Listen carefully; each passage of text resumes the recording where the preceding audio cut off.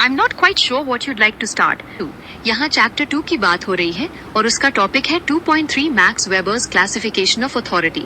Simple words में यहाँ हम मैक्स वेबर के दिए गए अथॉरिटी के टाइप्स को समझ रहे हैं कि कैसे लोगों पर अलग अलग तरीके से रूल किया जाता है। Traditional authority, charismatic authority and legal rational authority.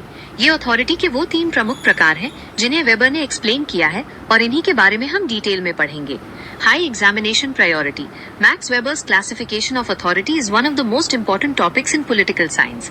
Exam के लिए ये टॉपिक बहुत जरूरी है और पॉलिटिकल साइंस में इसका काफी वेटेज रखता है। It explains why people obey authority and forms the foundation for understanding legitimacy and political obligation. इससे हमें पता चलता है कि लोग क्यों किसी की बात मानते हैं और ये समझना जरूरी है अगर हमें लेजिटिमेसी और पब्लिक की जिम्मेदारी के बारे में समझना हो। इंट्रोडक्शन। यहाँ हम इंट्रो की बात कर रहे हैं। पिछले सेक्शंस में हमने देखा कि अथॉरिटी का मतलब क्या होता है और डी ज्यूर और डी फैक्टो अथॉरिटी में क्या अंतर है, यानी कानूनी रूप से अधिकृत होना और असली तौर पर ताकत रखना। Now an important question arises, why do people accept authority? Why do citizens obey the government? Why do people follow religious leaders? Why do people trust certain political leaders? अब एक अहम सवाल ये है कि आखिर लोग अथॉरिटी को मानते ही क्यों हैं? सरकार की बात क्यों मानते हैं? रिलीजियस लीडर्स या पॉलिटिकल लीडर्स पर भरोसा क्यों करते हैं? The famous German sociologist Max Weber answered these questions by classifying authority into 3 ideal types based on the source of its legitimacy. मशहूर जर्मन सोशियोलॉजिस्ट मैक्स वेबर ने इन्हीं सवालों के जवाब अथॉरिटी को उसके लेजिटिमेसी के सोर्स पर 3 आदर्श रूपों में बांट कर दिए। According to Weber, people obey authority because they believe it is legitimate. Weber का कहना है कि लोग किसी भी अथॉरिटी को तभी मानते हैं जब उन्हें लगता है कि वो वैलिड या जायज है। Who was Max Weber?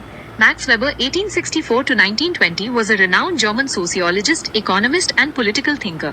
Max weber एक बहुत ही जानी मानी हस्ती थे। वो एक जर्मन समाजशास्त्री, अर्थशास्त्री और राजनीतिक चिंतक थे। He made significant contributions to the study of authority, bureaucracy, sociology and political science. उन्होंने अथॉरिटी, अफसरशाही, समाजशास्त्र और राजनीतिक विज्ञान के क्षेत्र में बहुत अहम योगदान दिए। According to Weber, authority is legitimate power. He argued that authority exists only when people voluntarily accept the right of the ruler to command.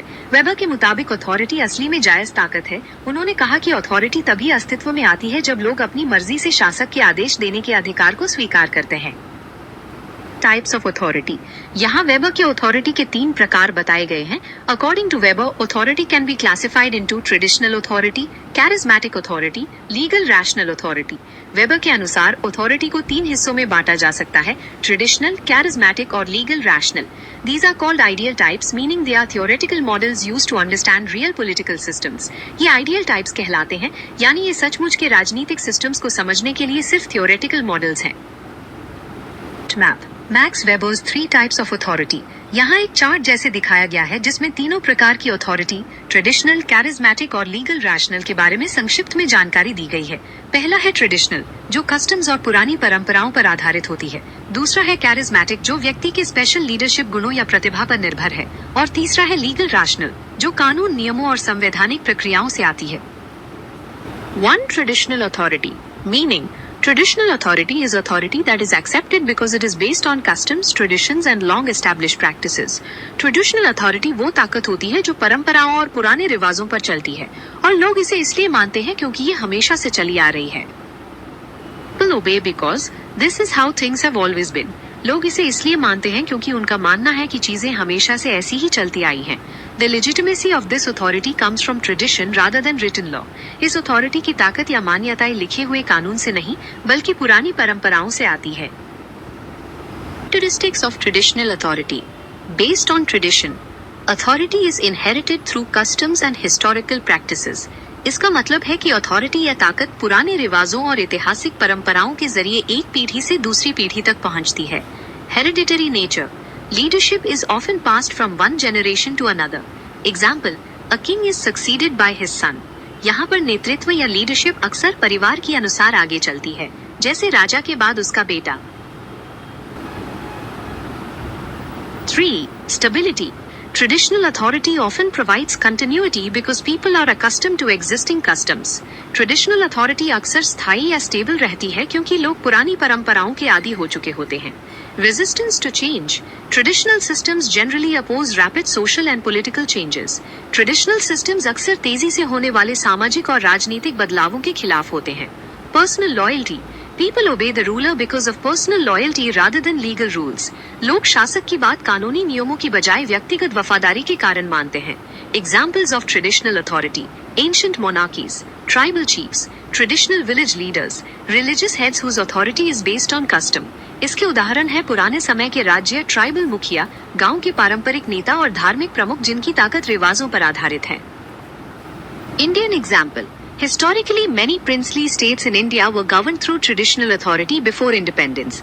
Bharat का उदाहरण लेते हैं. आजादी से पहले भारत में कई रियासतें ऐसी थी जहां का शासन पारंपरिक ताकत के दम पर चलता था. Advantages of traditional authority: promotes stability, preserves cultural traditions, creates continuity in leadership, strengthens social unity. इसके फायदे ये हैं कि ये स्थिरता बनाए रखती है, सांस्कृतिक परंपराओं को बचाए रखती है, नेतृत्व में निरंतरता देती है और सामाजिक एकता को मजबूत करती है. Limitations of traditional authority: discourages innovation, may ignore merit, can become outdated, may conflict with democratic principles. इसकी सीमाएं ये हैं कि ये नए विचारों या इनोवेशन को बढ़ावा नहीं देती, योग्यता या मेरिट को नजरअंदाज कर सकती है, पुरानी हो सकती है और लोकतांत्रिक सिद्धांतों के खिलाफ हो सकती है. 2. Charismatic authority. Meaning: charismatic authority is authority based on the exceptional personality, leadership qualities or extraordinary abilities of an individual. Charismatic authority वो ताकत होती है जो किसी व्यक्ति के खास व्यक्तित्व, नेतृत्व के गुणों या असामान्य काबिलियत पर आधारित होती है. People obey because they admire and trust the leader. लोग इनके आदेश का पालन इसलिए करते हैं क्योंकि वो नेता का आदर करते हैं और उस पर भरोसा करते हैं. Characteristics of charismatic authority. Based on personal qualities. Authority depends on the leader's courage, vision, wisdom and inspirational personality. यहाँ पर अथॉरिटी नेता की हिम्मत, दूरदर्शिता, बुद्धि और प्रेरक व्यक्तित्व पर निर्भर करती है. Emotional loyalty. Followers obey because they have deep faith in the leader. भक्त या अनुयायी इसलिए आदेश मानते हैं क्योंकि उन्हें नेता पर अटूट विश्वास होता है. Extraordinary leadership. The leader is believed to possess exceptional abilities. ये माना जाता है कि नेता के पास असामान्य या एक्स्ट्रॉर्डिनरी काबिलियत होती है. Temporary nature. Charismatic authority often declines after the leader's death or retirement unless institutionalized. ये ताकत अक्सर नेता की मृत्यु या रिटायरमेंट के बाद कम हो जाती है जब तक कि इसे संगठित न किया जाए. Can inspire social change. Charismatic leaders often lead revolutions, freedom movements and social reforms. Charismatic नेता अक्सर क्रांति, स्वतंत्रता आंदोलन या सामाजिक सुधार की अगुवाई करते हैं. Examples of charismatic authority. International examples: Nelson Mandela, Martin Luther King Jr. Indian examples: Mahatma Gandhi, Subhash Chandra Bose, Dr. B.R. Ambedkar for his inspirational social leadership. People followed these leaders because of their vision and moral influence rather than because they had legal office alone. इसके अंतर्राष्ट्रीय उदाहरण है Nelson Mandela और Martin Luther king junior और भारतीय उदाहरण है महात्मा गांधी, सुभाष चंद्र बोस और डॉक्टर B.R. अम्बेडकर, जिन्हें लोग सिर्फ पद की वजह से नहीं बल्कि उनके विचारों और नैतिक प्रभाव के कारण मानते थे. Advantages of charismatic authority. Inspires people, brings social reforms, creates national unity during crises, encourages sacrifice for public welfare. इसके फायदे ये हैं कि ये लोगों को प्रेरित करती है, सामाजिक सुधार लाती है, संकटों के समय राष्ट्रीय एकता बनाती है और जन कल्याण के लिए बलिदान देने के लिए प्रोत्साहित करती है. Of charismatic authority. Depends heavily on one individual. May disappear after the leader leaves. Successor may not possess the same qualities. Can sometimes encourage personality cults. इसकी सीमाएं ये हैं कि ये पूरी तरह से एक व्यक्ति पर निर्भर होती है, नेता के जाने के बाद खत्म हो सकती है, हो सकता है कि अगला नेता उतना योग्य ना हो और कभी-कभी ये व्यक्ति की पूजा या पर्सनालिटी कल्ट्स को भी बढ़ावा दे सकती है. Legal rational authority. Meaning: Legal rational authority is authority based on laws, rules and constitutional procedures. Legal rational authority वो ताकत है जो कानून, नियमों और संवैधानिक प्रक्रियाओं पर आधारित होती है. People obey because they respect the legal system, not merely the individual holding office. लोग इसलिए आदेश मानते हैं क्योंकि उन्हें कानूनी व्यवस्था का आदर होता है, ना कि सिर्फ पद पर बैठे व्यक्ति का. Characteristics of legal rational authority. Based on law. Authority originates from the Constitution and legal rules. इसका मतलब है कि सभी ताकत और अधिकार संविधान और कानूनी नियम कानूनों से आते हैं. Impersonal. People obey the office, not the individual. For example, citizens obey the office of the district collector regardless of who occupies that position. लोग व्यक्ति को नहीं बल्कि उस पद को मानते हैं, जैसे डिस्ट्रिक्ट कलेक्टर का पद, चाहे उस पर कोई भी बैठा हो. Merit based. Appointments are generally made according to qualifications, competence and legal procedures. इसमें नियुक्तियां अक्सर योग्यता, क्षमता और कानूनी प्रक्रियाओं के अनुसार होती हैं. Rule oriented. Every authority holder must follow established rules. हर अधिकारधारी को निर्धारित नियमों का पालन करना पड़ता है. Accountability. Officials are accountable under the law. अधिकारी कानून के आगे जवाबदेह होते हैं. Examples of legal rational authority.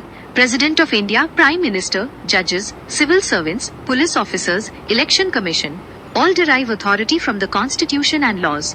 इसके उदाहरण है राष्ट्रपति, प्रधानमंत्री, न्यायाधीश, सिविल सेवक, पुलिस अधिकारी और चुनाव आयोग. ये सभी संविधान और कानूनों से अपनी ताकत हासिल करते हैं. Advantages of legal rational authority. Promotes equality before the law, encourages efficient administration, ensures accountability, supports democracy, protects citizens' rights. इसके फायदे ये हैं कि ये कानून के सामने समानता बरकरार रखती है, कुशल प्रशासन को बढ़ावा देती है, जवाबदेही सुनिश्चित करती है, लोकतंत्र का समर्थन करती है और नागरिकों के अधिकारों की रक्षा करती है.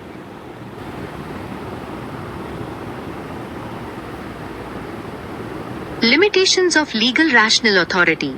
Decision making may become slow due to procedures. Excessive bureaucracy may reduce efficiency. Strict adherence to rules may reduce flexibility. इसकी सीमाएं ये हैं कि प्रक्रियाओं के कारण फैसले लेने में देरी हो सकती है, बहुत ज्यादा अफसरशाही कार्य क्षमता को कम कर सकती है और नियमों का सख्ती से पालन करने से लचीलापन कम हो सकता है. You can use words like administration, officialdom or even red tape depending on the context. Comparative study of Weber's 3 types of authority. यहाँ एक तुलनात्मक तालिका दी गई है जो वेबर के तीनों प्रकार की अथॉरिटी के बीच का अंतर समझाती है. एक है ट्रेडिशनल, जिसमें लेजिटिमेसी परंपराओं से आती है. दूसरी है कैरिज्मेटिक, जो व्यक्ति के गुणों पर निर्भर करती है. और तीसरी है लीगल रैशनल, जो कानून और संविधान पर टिकी है. तीनों टाइप्स को एक साथ समझते हैं. ट्रेडिशनल अथॉरिटी वहाँ होती है जहाँ मान्यता पुरानी परंपराओं और रिवाजों से आती है, जैसे पुराने जमाने के राजा या ट्राइबल मुखिया. कैरिज्मेटिक अथॉरिटी किसी व्यक्ति के बेहतरीन व्यक्तित्व और नेतृत्व गुणों पर निर्भर करती है, जैसे महात्मा गांधी या नेल्सन मंडेला. और लीगल रैशनल अथॉरिटी कानून और संविधान पर चलती है, जैसे आज का लोकतंत्र जहाँ हम डिस्ट्रिक्ट कलेक्टर या पुलिस ऑफिसर के पद का आदर करते हैं, न कि उस व्यक्ति का. Importance of Weber's classification. यहाँ मैक्स वेबर की क्लासिफिकेशन के महत्व की बात हो रही है. ये हमें अलग अलग राजनीतिक प्रणालियों को समझने, ये जानने की लोग शासकों की बात क्यों मानते हैं, राजाशाही से लोकतंत्र की यात्रा और नेतृत्व के स्थायियों का विश्लेषण करने में मदद करता है. Modern India mainly follows legal rational authority. This is because the constitution is supreme, governments are elected through democratic elections, and public officials derive authority from law. However, some traditional institutions continue to exercise traditional authority, and influential leaders often exercise charismatic authority. Thus, all three forms may exist simultaneously, although legal rational authority dominates constitutional governance. में ये बताया गया है कि modern India में mainly legal rational authority चलती है. इसका मतलब ये है कि यहाँ संविधान यानी कॉन्स्टिट्यूशन सर्वोपरि है, सरकारें चुनावों के जरिए बनती है और सरकारी अधिकारी कानून के जरिए अपनी ताकत हासिल करते हैं. लेकिन कुछ पारंपरिक संस्थाएं अब भी ट्रेडिशनल अथॉरिटी एक्सरसाइज करती हैं और प्रभावशाली नेताओं के पास कैरिज्मेटिक अथॉरिटी होती है. इसलिए ये तीनों फॉर्म साथ में हो सकती हैं, हालांकि हमारे संवैधानिक शासन में लीगल रैशनल अथॉरिटी ही हावी रहती है. Temporary relevance.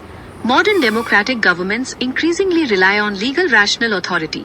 At the same time, charismatic leaders continue to influence elections, and traditional authority remains significant in certain cultural and religious institutions. Therefore, Weber's theory remains highly relevant in understanding contemporary politics. Thank you for joining, and this brings us to the end of this lecture. I hope you found the discussion helpful and clear.